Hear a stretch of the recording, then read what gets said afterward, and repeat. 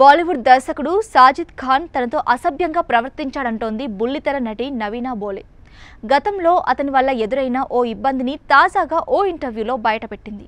ఓ project గురించి మాట్లాడాలని సాజిద్ ఖాన్ పిలిస్తే అతని ఆఫీస్కి వెళ్ళానని, అయితే అతను చేసిన పనికి జీవితంలో అతన్ని కలవకూడదని ఫిక్స్ అయ్యానని చెప్పింది.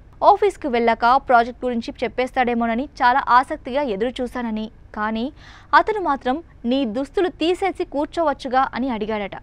నీ శరీరంపై నీకెంత నమ్మకం ఉంది, దుస్తులు లేకున్నా కంఫర్ట్గా కూర్చోగలవా లేదా అని టెస్ట్ చేస్తున్నానని కవర్ చేశాడని చెప్పింది.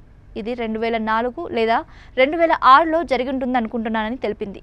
అతని మాటలకు నా మైండ్ బ్లాంక్ అయిందని, తానేం సమాధానం ఇవ్వకపోయేసరికి ఏమైంది, నువ్వు బికినీ వేసుకుంటావుగా, అలాంటప్పుడు ఇదేం పెద్ద సమస్య కాదు, నువ్వు నీలా ఉండు అని చెప్పాడని తెలిపింది. దీంతో తాను ఇంటికెళ్ళి బికినీ తెచ్చుకుంటానని చెప్పి ఎలాగోలో అక్కడి నుంచి తప్పించుకున్నానని చెప్పింది. అయినా అతను వదల్లేదని, ఇంటికి చేరుకున్నావా లేదా, ఆఫీస్కి ఎప్పుడు తిరిగొస్తున్నావు, ఇంకా ఎందుకు రాలేదు అంటూ దాదాపు 50 సార్లు ఫోన్ చేశాడు అని చెప్పుకొచ్చింది. కాగా సాజిద్పై గతంలోనూ ఆరోపణలొచ్చాయి. 2018లో మీటూ ఉద్యమం ఉధృతమైన సమయంలో సాజిద్ ఖాన్పై తీవ్ర ఆరోపణలు కూడా వచ్చాయి.